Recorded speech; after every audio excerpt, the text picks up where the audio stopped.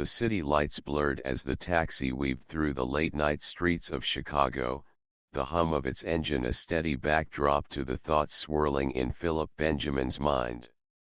He leaned against the cool glass of the window, watching as familiar sights slipped past him, landmarks he had memorized years ago but now seemed almost foreign after 15 months in Afghanistan.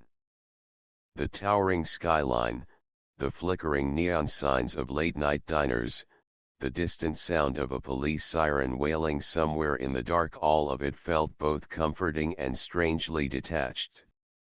Philip had imagined this moment countless times. The return home. The long-awaited reunion.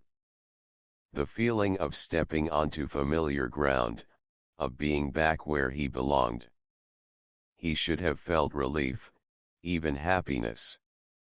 But instead, there was an unease gnawing at his gut, a sensation he couldn't quite shake. Something felt off. He shifted in his seat, rolling his shoulders, trying to ease the tension that had settled in his muscles. Combat had trained his body to recognize danger, even when his mind refused to accept it. And tonight, despite being thousands of miles away from the war zone, that same sense of hyper-awareness prickled at his nerves.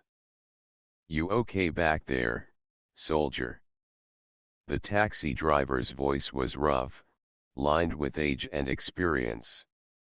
He was an older man, probably in his 60s, with kind eyes that met Philip's in the rearview mirror. Philip forced a smile, though it didn't quite reach his eyes. "Yeah. Just been a long trip." The driver nodded knowingly. "I bet. I had a nephew who served in Iraq. Said coming home was almost harder than being over there." Philip didn't respond right away. He understood what the man meant, though. Over there, everything had a purpose. A mission. A clear enemy. But here? Here, it was different. Life had kept moving without him. People had changed. And he had changed, too. The taxi slowed as they turned onto South Shore Drive. Philip's pulse quickened at the sight of his neighborhood. The street looked the same neatly lined houses, the same old oak trees casting long shadows under the streetlights. But as they rolled closer to his house, his sense of unease deepened. A sleek black Chrysler 300 was parked in front of his driveway, its tinted windows reflecting the glow of the street lamp above. Philip frowned. He knew every car in his neighborhood, and this wasn't one of them. His first thought was that maybe his wife, Lucy, had company over. Friends, perhaps. Family. But then he noticed the details he had once overlooked in his excitement to return home. The porch light was off. That light had always been on for him. It was a tradition Lucy would leave it on, even if she went to bed early, as a silent welcome. A beacon guiding him home. But tonight, the house was dark. Uninviting. His gaze flickered to the yard. Overgrown grass, weeds creeping through the cracks in the pavement. The flower beds Lucy had once tended with such care were now wilted, neglected. The small welcome mat in front of the door was missing. Little things. Small, seemingly insignificant changes. But together, they painted a picture that Philip didn't like. The driver pulled to a stop, breaking the silence. "That your place?" Philip hesitated for half a second before nodding. "Yeah." The driver offered him a small smile. "Well, welcome home, son." Hope it's a good one. Philip reached for his wallet, but the driver waved him off. No need. Consider it a thank you for your service. Philip nodded his thanks, grabbed his duffel bag, and stepped out into the night. The air was thick with the humidity of summer, wrapping around him like a heavy blanket. He inhaled deeply, expecting the familiar scent of home, Lucy's lavender-scented candles, the faint aroma of home-cooked meals. Instead, he smelled something else entirely. Cologne. Not his own. Not one he recognized. And mixed with it, the faint but unmistakable scent of marijuana. Philip's grip tightened around his duffel bag as he walked up the path to his front door. The house was silent, save for the faintest murmur of voices coming from inside. His heartbeat drummed in his ears. He inserted his key into the lock, the motion automatic. Click. The door swung open, revealing the dimly lit entryway. The first thing he noticed was the disarray. Shoes carelessly kicked aside. A jacket draped over the back of the couch, one that didn't belong to him. And then his eyes landed on the wedding photo. The one that had always sat proudly on the entry table. The frame now lay face down. His breath hitched. Upstairs, he heard movement. A soft laugh. Then the unmistakable sound of a bed creaking. Philip's body moved on instinct. His training kicking in. Silent steps carried him forward. Every muscle in his body was taut, coiled like a spring ready to snap. He had faced ambushes, had walked through enemy fire, had stared death in the face more times than he could count. But this was different. This was his home. His sanctuary. And something was very, very wrong. The bedroom door was slightly ajar. A strip of warm yellow light spilled into the hallway. Philip reached out, pushed the door open. And then he saw them. Lucy. Naked. Tangled in the sheets with a man Philip had never seen before. For a moment, everything slowed. Time stretched impossibly thin. He registered every detail in a flash: Lucy's startled gasp, the widening of her eyes, the way the other man scrambled to sit up, muscles tense, adrenaline surging. Philip's pulse roared in his ears. His vision tunneled. Then, movement. The stranger reached down, fast. Too fast. Philip saw the glint of metal before his mind could fully process it. A gun. Everything happened in an instant. His training took over. He lunged forward, grabbing the man's wrist, twisting. The gun went off, a deafening explosion that shattered the night. The bullet tore into the ceiling. Philip didn't hesitate. He drove his fist into the man's throat, sending him crashing back onto the bed. Lucy screamed. The man gasped for air, scrambling, trying to reach for the weapon again. Philip kicked it aside, then grabbed the man by the collar, slamming him against the nightstand. A lamp crashed to the floor. Another struggle. Another gunshot. And then silence. Philip stepped back, chest heaving, blood pounding in his skull. The man lay still, 2 bullet wounds blooming red across his chest. Lucy was sobbing, pressing her hands against her shoulder where a stray bullet had grazed her. Philip stood there, hands shaking, mind reeling. Outside, Sirens wailed in the distance. Someone had called the police. And in that moment, standing in the wreckage of his home, Philip realized that the war he had fought overseas was nothing compared to the one waiting for him here. Because the real battle had just begun.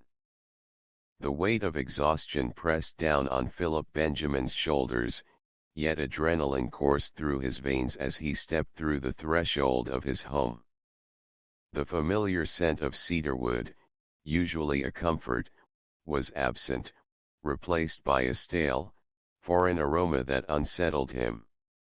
His boots, worn from months of desert terrain, barely made a sound against the hardwood floor as he moved forward, heart pounding against his ribcage. A quick scan of the dimly lit entryway revealed small but telling details. The wedding photo that once greeted him near the door lay face down.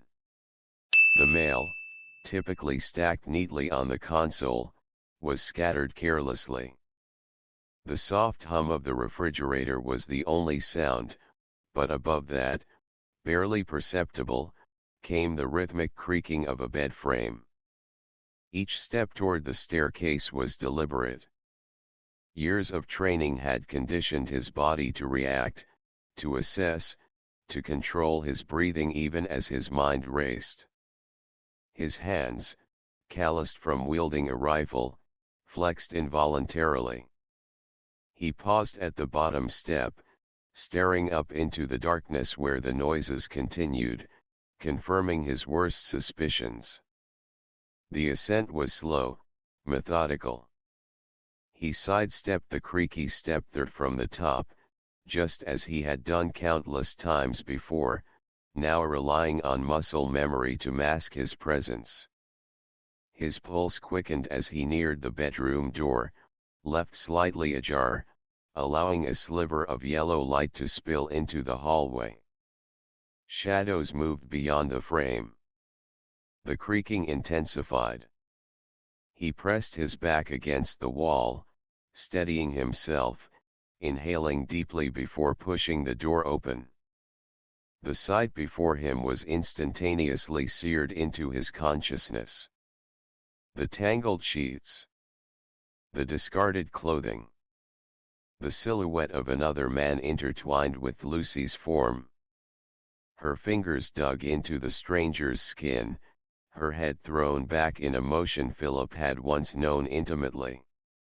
The initial wave of shock dissipated in an instant, replaced by something primal, something that burned hotter than the desert sun he had endured for months.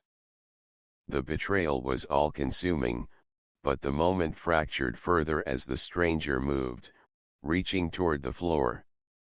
The gleam of metal caught Philip's eye, instinct snapping into place before conscious thought could intervene. His body reacted. He lunged, fingers locking around the stranger's wrist just as the grip tightened around the gun's handle.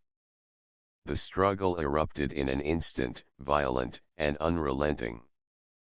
Flesh met flesh in a brutal exchange of blows. The bedroom, once a sanctuary, became a battleground. The walls bore witness to fists colliding, bones straining, breath ragged with exertion. The chaos unfolded in a blur of movement. The bed frame crashed against the wall. Lucy scrambled backward, a scream lodged in her throat. The stranger's strong, solid fought with practiced force, his muscles flexing with each desperate attempt to gain control. But Philip had spent years honing his own strength, not just in the weight room but in combat, where survival was dictated by reaction time and precision. Their struggle spilled into the hallway, knocking over a framed photo of their wedding day. The glass shattered, splinters scattering across the floor like tiny daggers. Philip's fingers, slick with sweat, strained against the stranger's grip. The gun, caught between them, twisted in their hands, a volatile instrument of fate. Then, the shot rang out. The sound was deafening, the force sending a shudder through Philip's frame. The stranger staggered, a dark bloom spreading across his chest, eyes wide with something between shock and recognition. His body collapsed, hitting the floor with a finality that echoed through the house. Lucy let out a strangled sob, pressing herself against the wall, her own hand clutching her shoulder where a crimson stain spread beneath her fingers. The room stilled, save for the erratic rise and fall of Philip's chest. The gun, now absent of purpose, slipped from his grip, clattering onto the hardwood. The air reeked of sweat, gunpowder, and something unamiable, something irreversible. Philip's mind, sharp as a blade mere seconds ago, now felt sluggish, like wading through thick mud. He forced himself to move, stepping over the lifeless form sprawled before him, reaching for Lucy. Her lips trembled, words forming but never quite escaping. His combat medic training took over. His hands, stained with another man's blood, found the towels in the adjoining bathroom, pressing them firmly against Lucy's wound. The blood seeped through the fabric almost instantly, her breath coming in sharp gasps. His movements were clinical, detached, the only way he knew how to function in the aftermath of violence. Outside, the world remained ignorant of the destruction that had just unfolded. The street lights flickered, casting distorted shadows through the window panes. The muffled hum of late-night traffic was distant, indifferent. But then, in the periphery of his awareness, a sound intruded, growing, encroaching. Sirens. The distant wail morphed into something immediate, the flashing red and blue light slicing through the darkness like a harbinger of consequence. Philip stood, his hands now raised in surrender as the inevitable arrived. The echoes of gunfire still rang in his ears, the weight of betrayal heavier than the weapon that lay discarded at his feet. The holding cell reeked of sweat and stale air, a stark contrast to the cold, impersonal interrogation room where Philip now sat. His hands, once steady in combat, twitched against the metal table, the adrenaline from the encounter still ebbing through his veins. He was trained to anticipate his enemy's next move, but nothing in his military career had prepared him for this, being treated as the suspect in his own homecoming. The detective across from him, a grizzled man with weary eyes, studied him with an expression unreadable. The silence stretched between them, heavy with unspoken questions. Papers shuffled, a recording device clicked on, and the weight of the night's events settled over Philip like an oppressive fog. Evidence was being gathered.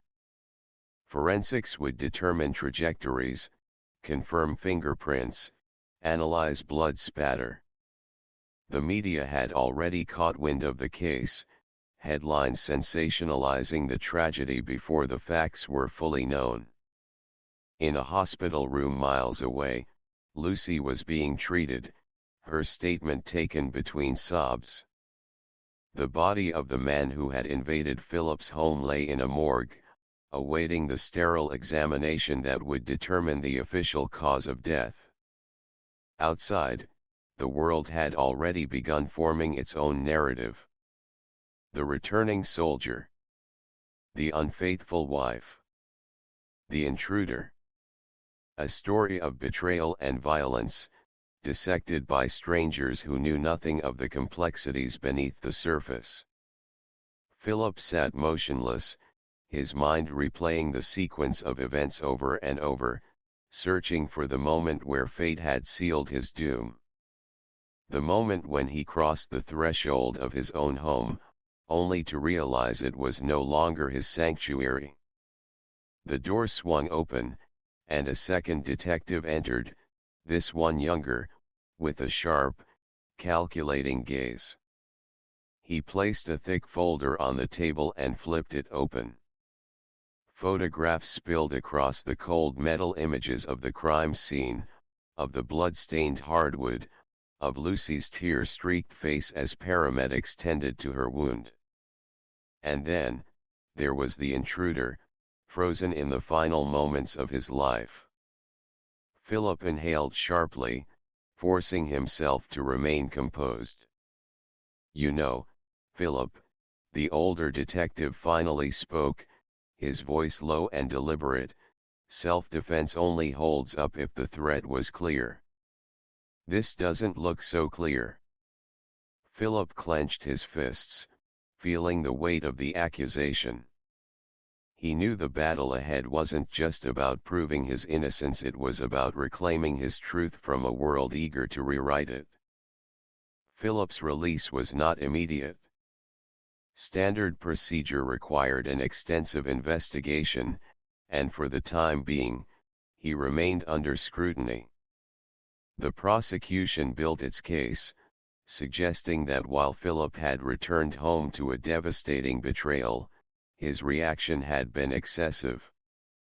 The argument was clear: did he have to kill Job Williams, or had his military instincts taken him too far?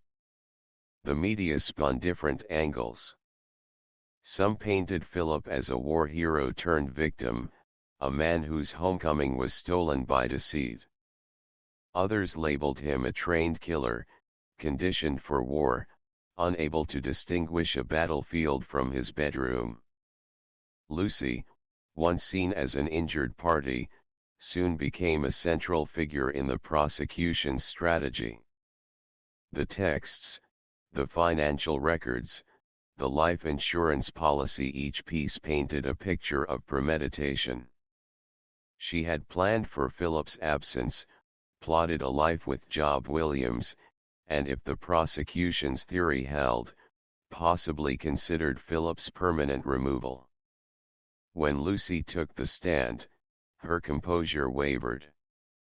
At first, she played the role of the devastated wife, the betrayed woman who had merely found comfort in another's arms. But as the cross-examination intensified, cracks appeared in her story. The jury took notice. The courtroom felt the shift. Job Williams, too, was no mere bystander. While his record had been clean in recent years, his past involvement in fraud and illegal dealings surfaced. It cast doubt on his presence that night. Was he there only for Lucy, or had he expected something more, perhaps the beginning of a new life built on a tragic accident? For Philip, the trial was a test of endurance. He had survived war zones, but the courtroom was a different kind of battlefield, one where perception dictated reality. The jury deliberated for hours, sifting through the evidence, weighing the intent behind every action. Finally, the verdict arrived. The courtroom held its breath. The judge's gavel struck, and the decision was read aloud. Philip Benjamin was cleared of all criminal charges. Self-defense, though scrutinized, was justified. But justice was not done for everyone. Lucy was convicted of conspiracy to commit murder. The evidence was too damning, the deception too calculated. She was sentenced to 25 years, the life she had envisioned for herself shattered by the very lies she had woven. Philip left the courthouse a free man, but freedom came with its own burdens. He had lost his home, his marriage, the life he had once known. Yet, as he stepped into the sunlight, he knew one thing for certain: he had survived. Philip's parents sat in their modest living room, the television glowing in the dimly lit space. His mother, Evelyn Benjamin, clutched a tissue tightly, her knuckles white as she watched the news coverage replay the story. Each retelling twisted the knife deeper, each headline a brutal reminder of the nightmare her son was enduring. She had always feared for Philip when he was deployed, praying each night for his safe return. But never had she imagined that coming home would be the true battleground. His father, Richard, sat beside her, silent but seething. A retired steel worker, he had raised Philip with discipline and integrity, teaching him the value of loyalty and hard work. He had seen his son transform from a bright-eyed boy into a hardened soldier, and now, he saw him being vilified by people who had never worn the uniform, who had never known sacrifice. He defended his home, Richard muttered, his voice hoarse with suppressed fury. He fought for his country, and now they treat him like a criminal. Evelyn sniffled, shaking her head. I don't understand how Lucy could do this to him.